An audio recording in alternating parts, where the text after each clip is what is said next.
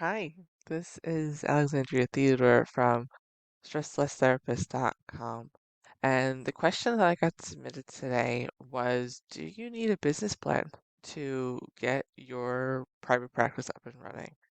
And in all honest opinion, no. And this I admit might be kind of an unpopular opinion. And if you are getting kind of backing, financial backing, particularly like a loan, this might be a different answer. But in general, if you are just looking to start your own business by yourself, say a virtual business, there's really not much formal business planning you need to do. Now, don't get me wrong, there are things that you have to consider, and we're going to go over that in just a second.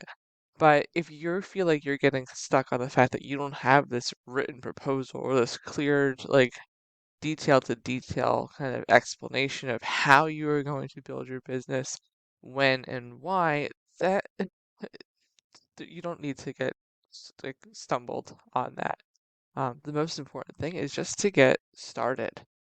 And there are some basic questions that you do need to know to get started. And one of the biggest ones is why? Why are you doing this? What is your goal behind starting your own therapy practice? Is it to get more income? Is it to have more clients that you particularly excel with? Is it to have flexibility over your schedule and your life?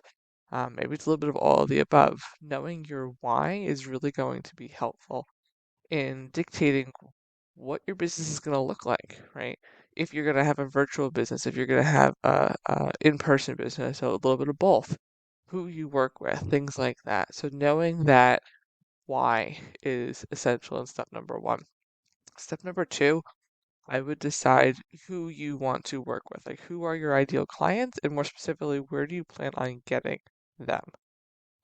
So that could be adults who are middle aged, struggling with some type of health crisis, or being the sandwich generation. That could be teens who are struggling with peer pressure or addiction. You could be getting clients from word of mouth referrals. You could be getting clients from networking with peers. You could have blogging as a primary modality of kind of attracting ideal clients. Whatever it is, there is no wrong answer, but it all depends again on your why, right? How much time, energy, and money are you looking to invest, and what type of therapy clients you are looking to work with. Anything after that, quite frankly, you can work with it. You're going to do experiments. The plan that you have laid out is not necessarily going to be the plan that you stick with forever. So come up with something, try it for, I'd say, 90 days. This way you can see, get a good idea if it works or not. And if you need to tweak it, tweak it. Meaning, if you are going to try social media as your primary marketing strategy, give it a solid 90 days. See what leads come in. If it doesn't come in, switch it up, right? If you work with a certain population, right, and you think that that's what you want to stick with, try it for 90 days, see what clients you get, and if you actually enjoy working with them.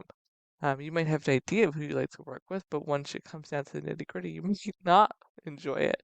And then be able to switch it up and expand. The whole idea of this is just getting started. You don't need to have a formal written out business plan. you you do need to have an idea of where you're going and the courage to take imperfect action, because the reality is the business that you think you're going to have is probably going to morph once you get started, and that's okay. um, because it's your business, it's your life, it's supposed to evolve as you do. So don't get locked out into having it written out perfectly and all planned out. Get locked into why you want to do this, who you want to serve, and take an action step to get started. Now, if you need help creating that action step, or if you really want more details for your own peace of mind, let's reach out, let's talk about it, let's figure out what works for you so you can come up with that 90-day plan. I will link my information down below. This way we can always schedule a power hour to discuss all of these things. But for now, I hope that this was helpful and is the motivational push to get you started, get some action. It doesn't have to be perfect. You definitely don't need to write out a full business plan, and start helping people. I can't wait to see what you come up with. Bye bye.